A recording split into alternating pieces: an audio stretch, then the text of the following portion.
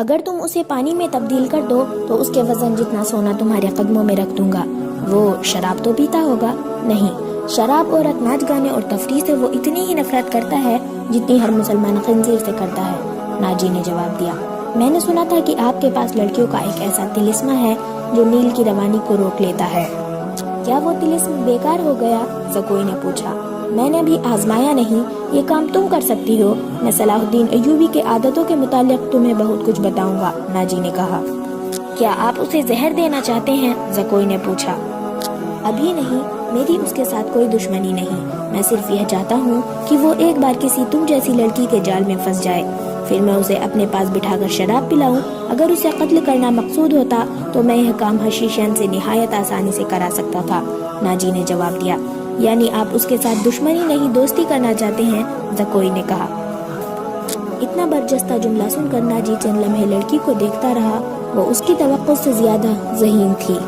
ہاں زکوئی، ناجی نے اس کے ملائم بالوں پر ہاتھ پھیر کر کہا، میں اس کے ساتھ دوستی کرنا چاہتا ہوں، ایسی دوستی کہ وہ میرا ہم نوالا اور ہم پیالہ بن جائے۔ آگے میں جانتا ہوں کہ مجھے اس سے کیا کام لینا ہے، ناجی نے کہا اور ذرا سوچ کر بولا، لیکن میں تمہیں یہ بھی بتا دینا ضروری سمجھتا ہوں کہ ایک جادو صلاح الدین ایوبی کے ہاتھ میں بھی ہے۔ اگر تمہارے حسن اور ناز و انداز پر اس کا جادو چل گیا تو میں تمہیں زندہ نہیں رہنے دوں گا۔ اگر تم نے مجھے دھوکہ دیا تو تم ایک دن سے زیادہ زندہ نہیں رہ سکو گی۔ صلاح الدین ایوبی تمہیں موت سے بچا نہیں سکے گا۔ تمہاری زندگی اور موت میرے ہاتھوں میں ہے، تم مجھے دھوکہ نہیں دے سکو گی، اسی لیے میں نے تمہارے ساتھ کھل کر باتیں کی ہیں، ورنہ میرے رتبے اور حیثیت کا آدمی ایک پیشے ور لڑکی کے ساتھ پہلی ملاقات میں ہی ایسی باتیں کبھی نہیں کرتا۔ یہ آپ کو آنے والا وقت ہی بتائے گا کہ کون کس کو دھوکہ دیتا ہے، زکوئی نے کہا۔ مجھے یہ بتائیں کہ صلاح الدین ایوبی تک میری رسائی کس طرح ہوگی؟ میں اسے ایک جشن میں بلا رہا ہوں، اسے رات اپنے یہاں رکھوں گا اور تمہیں اس کے خوابگاہ میں داخل کروں گا۔ میں نے تمہیں اسی مقصد کے لیے بلایا ہے، ناجی نے کہا۔ آگے میں سنبھال لوں گی، زکوئی نے کہا۔ وہ رات گزر گئی، پھر اور کئی راتیں گزر گئی۔ صلاح الدین ایوبی انتظامی کاموں اور نئی فوج تیار کرنے میں اتنا مصروف رہا کہ ناجی کی دعوت قبول کرنے کا وقت نہ نکال سکا۔ علی بن سفیان نے اسے ناجی کے متعلق جو رپورٹ دی اس سے وہ پریشان ہو گیا۔ اس نے علی سے کہا، تو اس کا مطلب یہ ہے کہ یہ شخص صلیبیوں سے زیادہ خطرناک ہے، یہ ایک سانپ ہے جسے مصر کی امارت آستین میں پال رہی ہے۔ علی بن سفیان نے ناجی کی تخریب کاری کی تفصیل سنائی کہ اس نے کس طرح کس بڑے آدمی کو اپنے ہاتھوں میں لیا اور انتظامیہ میں منمانی کرتا رہا۔ پھر کہا، اور جس سوڈانی سپاہی کا وہ سالار ہے وہ ہماری بجائے اس کا وفادار ہے، کیا آپ اس کا کوئی علاج سوچ سکتے ہیں؟ صلاح الدین ایوبی نے جواب دیا، صرف سوچ ہی نہیں سکتا، علاج شروع کر چکا ہوں۔ مصر سے جو سپاہ بھرتی کی جا رہی ہے اسے میں سوڈانی محافظوں میں گڑ مڑ کر دوں گا، پھر یہ فوج سوڈانی ہوگی نہ مصری۔ ناجی کی یہ طاقت بکھر کر ہماری فوج میں جذب ہو جائے گی۔ ناجی کو میں اس کے صحیح ٹھکانے پر لے آؤں گا، اور میں یہ بھی وثوق سے کہہ سکتا ہوں کہ اس نے صلیبیوں کے ساتھ بھی گٹھ جوڑ کر رکھا ہے۔ علی بن سفیان نے کہا، آپ سلطنت اسلامیہ کو ایک مضبوط مرکز پر لا کر اسلام کو وسعت دینا چاہتے ہیں، مگر ناجی آپ کے خواب کو دیوانے کا خواب بتا رہا ہے، تم اس سلسلے میں کیا کر رہے ہو؟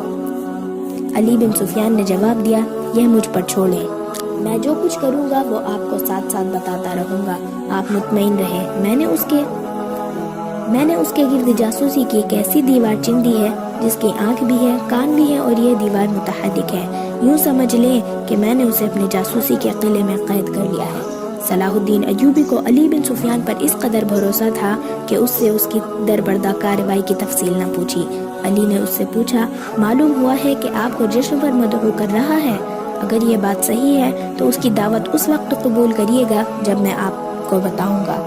صلاح الدین ایوبی اٹھا اور ہاتھ پیچھے رکھ کر ٹہلنے لگا، اس کی آہ نکل گئی، وہ رک گیا اور بولا، بن سفیان، زندگی اور موت اللہ کے ہاتھوں میں ہے، بے مقصد زندگی سے کیا یہ بہتر نہیں کہ انسان پیدا ہوتے ہی مر جائے؟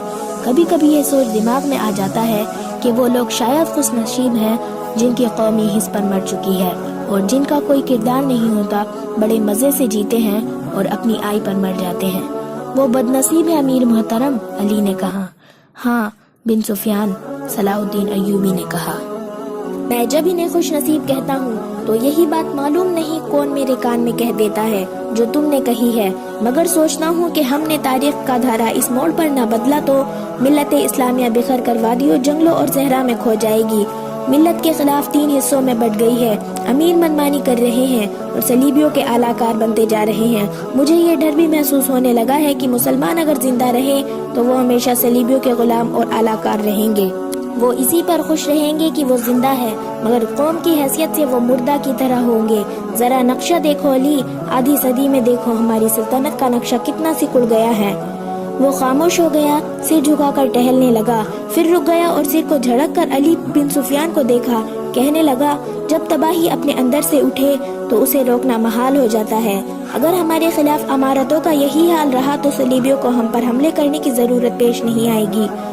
وہ آگ جس میں ہم اپنا ایمان، اپنا کردار اور اپنی قومیت جلا رہے ہیں، اس میں صلیبی آہستہ آہستہ تیل ڈالتے رہیں گے۔ ان کی سازش ہمیں آپس میں لڑواتی رہے گی۔ میں شاید اپنا عزم پورا نہ کر سکوں، میں صلیبیوں سے شاید شکست بھی کھا جاؤں، لیکن میں قوم کے نام ایک وصیت چھوڑنا چاہتا ہوں۔ وہ یہ ہے کہ کسی غیر مسلم پر کبھی بھروسہ نہ کرنا۔ ان کے خلاف لڑنا ہے تو لڑ کر مر جانا، کسی غیر مسلم کے ساتھ کبھی سمجھوتا اور کوئی معاہدہ نہ کرنا۔ علی بن سفیان نے کہا، آپ کا لہجہ بتا رہا ہے جیسے آپ اپنے عزم سے مایوس ہو گئے ہیں۔ صلاح الدین ایوبی نے کہا، مایوس نہیں، جذباتی علی، میرا ایک حکم متعلق شعبے تک پہنچا دو، بھرتی تیز کر دو اور کوشش کرو کہ فوج کے لیے زیادہ سے زیادہ ایسے آدمی رکھو جو جنگ کا تجربہ حاصل کر چکے ہوں۔ ہمارے پاس اتنی لمبی تربیت کا وقت نہیں۔ بھرتی ہونے والوں کا مسلمان ہونا لازم قرار دے دو، اور تم اپنے لیے ذہن نشین کر لو کہ ایسے جاسوسوں کا ایک دستہ تیار کرو جو دشمن کے علاقے میں جا کر جاسوسی بھی کرے اور شب خون بھی مارے۔ یہ جان بازوں کا دستہ ہوگا، انہیں خصوصی تربیت دو، ان میں یہ صفات پیدا کرو کہ اونٹ کی طرح زیادہ سے زیادہ عرصہ پیاس برداشت کر سکے، ان کی نظر عقاب کی طرح تیز ہو، ان کی صحرائی لومڑی کی مکاری ہو، اور وہ دشمن پر چیتے کی طرح جھپٹنے کی طرح مہارت، دلیری اور طاقت کے مالک ہوں۔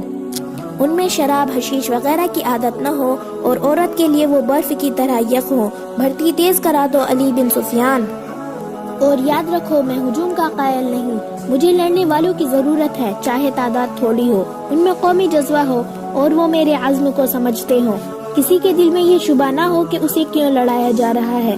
اگلے 10 دنوں میں کئی ہزار تربیت یافتہ سپاہی امارتی مصر کی فوج میں آ گئے، اور ان 10 دنوں میں ناجی نے زکوئی کو ٹریننگ دے دی کہ وہ صلاح الدین ایوبی کو کون سے طریقے سے اپنے حسن کے جال میں پھانس کر اس کی شخصیت اور اس کے کردار کو کمزور کر سکتی ہے۔ ناجی کے ہمراز دوستوں نے زکوئی کو دیکھا تو انہوں نے بلا خوف تعداد کہا، اس لڑکی کو مصر کے فرعون دیکھ لیتے تو خدائی کی دعوت سے دستبردار ہو جاتے۔ ناجی کا جاسوسی کا اپنا نظام تھا، بہت تیز اور دلیر۔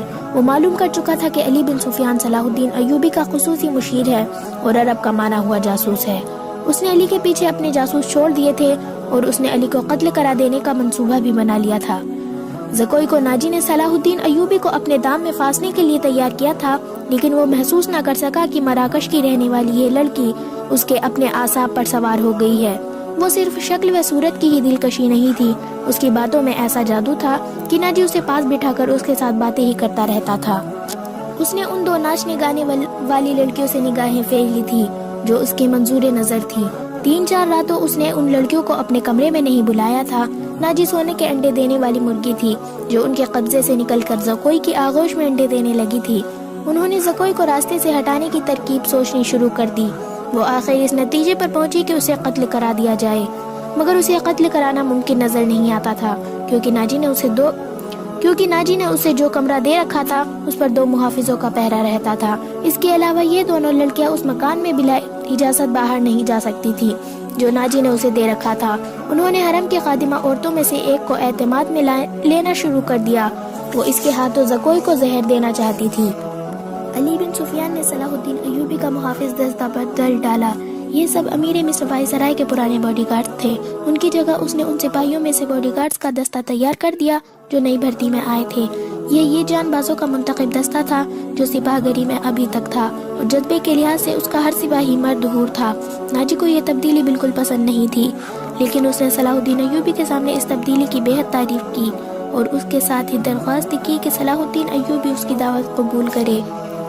صلاح الدین ایوبی نے اسے جواب دیا کہ وہ ایک آدھے دن میں بتائے گا کہ وہ دعوت کب قبول کر سکے گا۔ اس نے جانے کے بعد صلاح الدین ایوبی نے علی بن سفیان سے مشورہ لیا کہ وہ دعوت پر کب جائے۔ علی نے اسے مشورہ دیا کہ اب وہ کسی بھی روز دعوت قبول کرے۔ دوسرے ہی دن صلاح الدین ایوبی نے ناجی کو بتایا کہ وہ کسی بھی رات دعوت پر آ سکتا ہے۔ ناجی نے 3 روز بعد ہی دعوت دی اور بتایا جشن زیادہ ہوگا اور یہ جشن شہر سے دور صحرا میں مشالوں کی روشنی میں منایا جائے گا۔ ناچ گانے کا انتظام ہوگا، باڈی گارڈز کے گھڑسوار اپنے کرتب دکھائیں گے، شمشیر زنی اور بغیر ہتھیاروں کی لڑائی کے مقابلے ہوں گے اور صلاح الدین ایوبی کو رات وہیں قائم کرایا جائے گا۔ رہائش کے لیے خیمے نصب ہوں گے۔ صلاح الدین ایوبی پروگرام کی تفصیل سنتا رہا۔ اس نے ناچ گانے پر بھی اعتراض نہ کیا۔ ناجی نے ڈرتے جھجکتے کہا، فوج کے بیشتر سپاہی جو مسلمان نہیں ہیں یا جو ابھی نیم مسلمان ہیں کبھی کبھی شراب پیتے ہیں اور وہ شراب کے عادی نہیں۔ وہ آج رات چاہتے ہیں کہ صلاح الدین ایوبی نے کہا، آپ چاہے تو انہیں اجازت دے دے، نہ دینا چاہے تو میں آپ پر اپنا حکم نہ چلاؤں گا۔ صلاح الدین ایوبی نے کہا، امیر مصر کا اقبال بلند ہو۔ امیر مصر کا نے غلاموں کی طرف کہا، میں کون ہوتا ہوں اس کام کی اجازت دینے والا جس کو آپ سخت ناپسند کرتے ہیں۔ صلاح الدین ایوبی نے کہا، انہیں آج رات اجازت دے دے کہ جشن کی رات ہنگامہ آرائی اور بدکاری کے سوا سب کچھ کر سکتے ہیں۔ اگر شراب پی کر کسی نے ہلہ گلہ کیا تو اسے سخت سزا دی جائے گی۔ یہ خبر جب صلاح الدین ایوبی کے اسٹاف تک پہنچی کہ ناجی صلاح الدین ایوبی کے اعزاز میں جو جشن منا رہا ہے اس میں ناچ گانا ہوگا اور شراب بھی پی جائے گی اور صلاح الدین ایوبی نے اس جشن کی دعوت ان خرافات کے باوجود قبول کر لی ہے، تو سب حیرت سے ایک دوسرے کا منہ دیکھنے لگے۔ کسی نے کہا کہ ناجی جھوٹ بولتا ہے، وہ دوسروں پر اپنا رعب ڈالنا چاہتا ہے، اور کسی نے یہ رائے دی کہ ناجی کا جادو صلاح الدین ایوبی پر بھی چل گیا ہے۔ یہ شام ان سربراہوں کو پسند آئی جو ناجی کے ہم نوالا اور ہم پیالہ تھے۔ صلاح الدین ایوبی نے چارج لیتے ہی ان کے لیے عیش و عشرت، شراب نوشی اور بدکاری جرم قرار دے دی تھی۔ اس نے ایسا سخت ڈسپلین رائز کر دیا تھا کہ کسی کو پہلے کی طرح فرائض سے کوتاہی کی ضرورت نہیں ہوتی تھی۔ وہ اس پر خوش تھا کہ آج نئے امیر مصر نے کسی دعوت میں شراب اور رقص کی اجازت دے دی ہے تو کل پرسوں وہ خود بھی ان رنگینیوں کا رسیہ ہو جائے گا۔ صرف علی بن سفیان تھا جسے معلوم تھا کہ صلاح الدین ایوبی نے خرافہ کی اجازت کیوں دی ہے۔ جشن کی شام آئی، ایک تو چاندنی رات تھی۔ صحرا کو چاندنی اتنی شفاف ہوتی ہے کہ ریت کے ذرے بھی نظر آ جاتے ہیں۔ دوسرے ہزاروں مشالوں نے وہاں صحرے کی رات کے دن بنا دیا تھا۔ باڈی گارڈز کا ہجوم تھا جو ایک وسیع میدان کے گرد دیواروں کی طرح کھڑا تھا۔ ایک طرف صلاح الدین ایوبی کے بیٹھنے کے لیے جو گاؤں تکیہ رکھا گیا تھا وہ کسی بڑے بادشاہ کا تخت معلوم ہوتا تھا۔ اس کے دائیں بائیں بڑے رتبے کے مہمانوں کی نشستیں تھیں۔ اس وسیع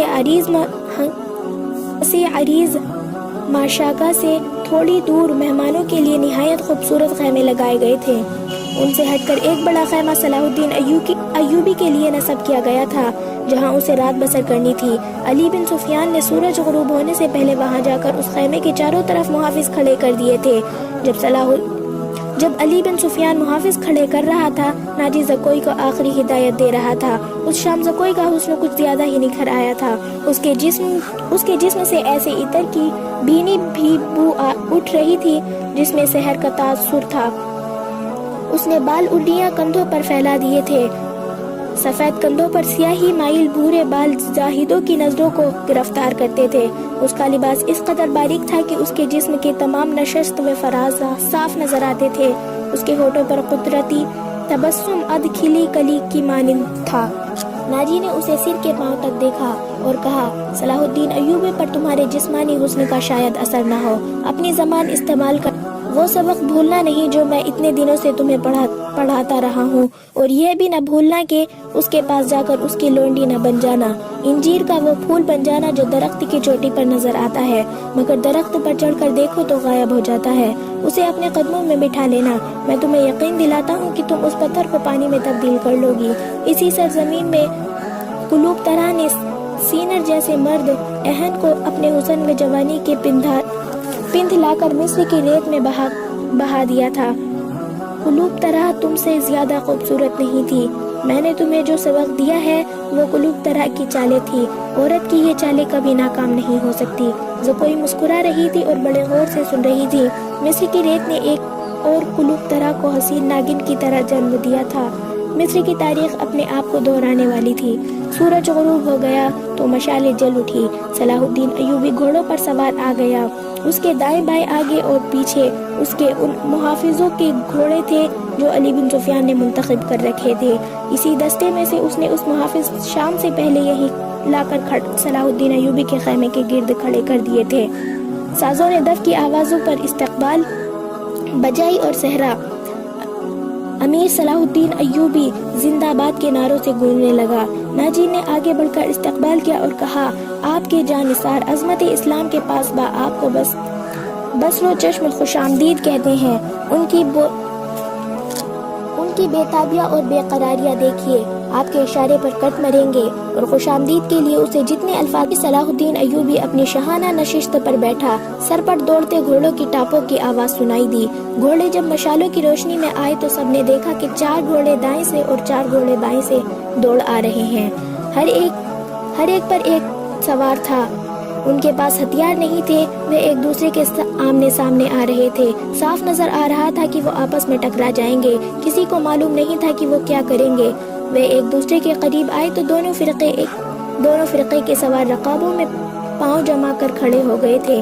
پھر انہوں نے لگام ایک ہاتھ میں کر لی اور دوسرے بازو پھیلا لیے۔ دونوں طرف کے گھوڑے آمنے سامنے آ گئے اور سواروں کی دونوں پارٹیاں ایک دوسرے سے الجھ گئی۔ سواروں نے ایک دوسرے کو پکڑنے اور گھوڑے گرانے کی کوشش کی۔ جب گھوڑے آگے نکل گئے تو دوسرے جو گھوڑے سے گر پڑے تھے ریت پر قلا بازیاں کھا رہے تھے۔ ایک طرف کے ایک سوار نے دوسرے طرف کے دوسرے سوار کو ایک بازو میں جکڑ کر اس گھوڑے سے اٹھا لیا تھا اور اسے اپنے گھوڑے پر ڈال کر لے جا رہا تھا۔ ہجوم نے اس قدر شور برپا کیا کہ اپنی آوازیں اپنے آپ کو بھی سنائی نہیں دیتی تھی۔ یہ سوار اندھیرے میں غائب ہوئے تو دونوں طرف سے 4 اور گھوڑے آئے اور اسی طرح مقابلہ ہوا۔ اس طرح 8 مقابلے ہوئے اور اس کے بعد شتر سوار یعنی اونٹ سوار آئے۔ پھر گھوڑے سواروں اور شتر سواروں نے سواری کی بہت سی کرتب دکھائے۔ اس کے بعد تیغ زنی اور بغیر ہتھیاروں کی لڑائی کے مقابلے ہوئے جن میں کئی ایک سپاہی زخمی ہو گئے۔ صلاح الدین ایوبی شجاعت اور بے خوفی کی ان مظاہروں کو مقابلے میں جذب ہو کر رہ گیا تھا۔ اسے ایسی ہی بہادر فوج کی ضرورت تھی۔ اس نے علی بن سفیان کے کان میں کہا، اگر اس فوج میں اسلامی جذبہ بھی ہوتا تو میں صرف اسی فوج کے صلیبیوں کو گھٹنوں پر بٹھا سکتا ہوں۔ علی بن سفیان نے وہی مشورہ دیا جو پہلے بھی دے چکا تھا۔ اس نے کہا، اگر ناجی سے کمان لے لی جائے تو جذبہ بھی پیدا ہو جائے گا، مگر صلاح الدین ایوبی ناجی جیسے ذہین اور تجربے کار سالار کو سبق دوش کرنے کے بجائے سدھار کر راہ حق پر لانا چاہتا تھا۔ وہ اس جشن میں اپنی آنکھوں یہی دیکھنے آیا تھا کہ یہ فوج کردار کے لحاظ سے کیسی ہے۔ اسے ناجی کی اس درخواست سے ہی مایوسی ہو گئی تھی کہ اس کے سپاہی اور کمانڈر شراب پینا چاہتے ہیں اور ناچ گانے بھی ہوں گے۔ صلاح الدین ایوبی نے اس کی درخواست اس وجہ سے منظور کی تھی کہ وہ دیکھنا چاہتا تھا کہ یہ لشکر کس حد تک عیش و عشرت میں ڈوبا ہوا ہے۔ بہادری، شہ سواری اور تیغ زنی وغیرہ کے مظاہروں اور مقابلوں میں تو یہ فوج عسکری اور جنگی معیار پر پوری اترتی تھی، مگر کھانے کا وقت آیا تو یہ فوج بدتمیزی، بلانوشوں اور ہنگامہ کرنے والے لوگوں کو بے قابو ہجوم بن گئی۔ کھانے کا انتظام وسیع میدان میں کیا گیا تھا۔ ایک طرف فوج کے کم و بیش 2000 آدمیوں کے لیے کھانا چنا گیا تھا اور ان سے ذرا دور صلاح الدین ایوبی اور دیگر بڑے مہمانوں کے کھانے کا انتظام تھا۔ دیگر لوازمات کا کوئی شمار نہ تھا اور سپاہیوں کے سامنے شراب کے چھوٹے چھوٹے مشکیزیں اور سرائیاں رکھ دی گئی تھی۔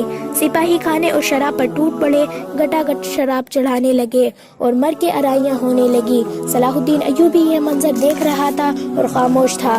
اس کے چہرے پر کوئی ایسا تاثر نہیں تھا جو یہ ظاہر کرتا کہ وہ کیا سوچ رہا ہے۔ اس نے ناجی سے صرف اتنا پوچھا، 50,000 فوج میں سے آپ نے یہ سپاہی دعوت کے لیے کس طرح منتخب کیے تھے؟ کیا یہ آپ کے بدترین سپاہی ہے؟ ناجی نے غلامانہ لہجے میں کہا، نہیں امیر اعظم، یہ 2000 عسکری میرے بہترین آدمی ہیں۔ آپ نے ان کے مظاہرے دیکھے ہیں، ان کی بہادری دیکھی ہے۔ میدان جنگ میں یہ جس جان بازی کا مظاہرہ کریں گے وہ آپ کو حیران کر دے گا۔ آپ ان کی بدتمیزیوں کو نہ دیکھیں، یہ آپ کے اشارے پر جان قربان کر دیں گے۔ میں انہیں کبھی کبھی کھلی چھوٹ دے دیتا ہوں تاکہ مرنے سے پہلے دنیائی رنگ و بو سے پورا لطف اٹھا لے۔ صلاح الدین ایوبی نے اس استدلال کے جواب میں کچھ بھی نہ کہا۔ ناجی جب دوسرے مہمانوں کی طرف متوجہ ہوا تو صلاح الدین ایوبی نے علی بن سفیان کے کان میں کہا، میں جو دیکھنا چاہتا تھا وہ دیکھ لیا ہے۔ یہ سوڈانی عسکری شراب اور ہنگامہ آرائی کے عادی ہیں۔ تم کہتے ہو کہ ان میں جذبہ نہیں، میں دیکھ رہا ہوں کہ ان میں کردار بھی نہیں۔ اس فوج کو اگر تم میدان جنگ میں لے گئے تو یہ لڑنے کی بجائے اپنی جان بچانے کی فکر کرے گی اور مال غنیمت لوٹے گی اور ہاری ہوئی فوج کی عورتوں کے ساتھ وحشیانہ سلوک کرے گی۔ علی بن سفیان نے کہا، اس کا علاج یہ ہے کہ آپ نے مخالف خطوں سے جو فوج تیار کی ہے انہیں ناجی کے اس 50,000 سوڈانی لشکر میں ملا دے تو برے سپاہی اچھے سپاہیوں کے ساتھ مل جل کر اپنی عادتیں بدل دیا کرتے ہیں۔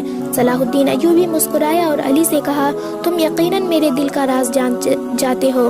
میرا منصوبہ یہی ہے جو میں ابھی تمہیں نہیں بتانا چاہتا تھا، کسی سے اس کا ذکر نہ کرنا۔ علی بن سفیان میں یہی وصف تھا کہ دوسروں کے دلوں کے راز جان لیتا تھا اور غیر معمولی طور پر ذہین تھا۔ وہ کچھ اور کہنے ہی والا تھا کہ ان کے سامنے کئی اور مشالیں روشن ہو گئی۔ زمین پر بیش قیمت قالین بچھے ہوئے تھے۔ شہنائی اور سارنگ کا ایسا میٹھا اور پرجوش نغمہ ابھرا کہ مہمانوں پر سناٹا طاری ہو گیا۔ ایک طرف سے ناچنے والیوں کی قطار نمودار ہوئی۔ 20 لڑکیاں ایسے باریک اور انگ نظر آنے والے لباس نفیس پہنے چلی آ رہی تھی جس میں ان کے جسم کا انگ نظر آ رہا تھا۔ ہر ایک کا لباس بہت باریک چوغا سا تھا جو شانوں سے ٹخنوں تک لمبا تھا۔ اس کے بال کھلے ہوئے تھے اور ایسی ریشم کا حصہ نظر آ رہے تھے جس کا انہوں نے لباس پہن رکھا تھا۔ صحرا کی ہلکی ہلکی ہوا سے اور لڑکیوں کی چال سے یہ ڈھیلا لباس ہلتا تھا تو یوں لگتا تھا جیسے پھولدار پودوں کی ڈالیاں فضا میں آ رہی ہوں۔ ہر ایک کے لباس کا رنگ جدا تھا، ہر ایک کی شکل و صورت ایک دوسرے سے مختلف تھی، لیکن حسن اور جسم کی لچک میں سب ایک جیسی تھی۔ ان کے مرمری بازو اریاں تھے، وہ چلتی آ رہی تھی لیکن قدم اٹھتے نظر نہیں آتے تھے۔ وہ ہوا کی لہروں کی مانند نظر آ رہی تھی۔ وہ نیم دائرے میں ہو کر رک گئی، صلاح الدین ایوبی کی طرف منہ کر کے تعظیم کے لیے جھکی۔ سب کے بال سرک کر شانوں پر آ گئے۔ سازندوں نے ان ریشمی بالوں اور جسموں کے جادو میں طلسم پیدا کر دیا۔ سیاہ فام دیو جیسے حبشی آدمی جن کی کمر کے گرد چیتے کی کھالیں تھی، ایک بڑا سارا ٹوکرا اٹھائے تیز قدم چلاتے نظر آئے اور ٹوکرا لڑکیوں کے نیم دائرے کے سامنے رکھ دیا۔ ساز سپیروں کی بین کی دھن بجانے لگا۔ حبشی مست سانڈوں کی طرح پھوکار مارتے ہوئے غائب ہو گئے۔ ٹوکری میں سے ایک بہت بڑی کلی اوپر کو اٹھی اور پھول کی طرح کھل گئی۔ یوں لگتا تھا جیسے سرخ بالوں میں سے چاند نکل رہا ہو۔ یہ لڑکی اس دنیا کی معلوم نہیں ہوتی تھی۔ اس کی مسکراہٹ بھی عارضی نہیں تھی، اس کے بالوں کی چمک بھی مصر کی کسی لڑکی کی چمک نہیں لگتی تھی۔ اور جب لڑکی نے پھول کی چوڑی پتیوں میں سے باہر قدم رکھا تو اس کے جسم کی لچک نے تماشائیوں کو چکت کر دیا۔ علی بن سفیان نے صلاح الدین ایوبی کی طرف دیکھا، اس کے ہونٹوں پر مسکراہٹ تھی۔ مجھے توقع نہیں کہ یہ اتنی خوبصورت ہوگی، صلاح الدین ایوبی نے مسکرا کر اس کے کان میں کہا۔ جی نے صلاح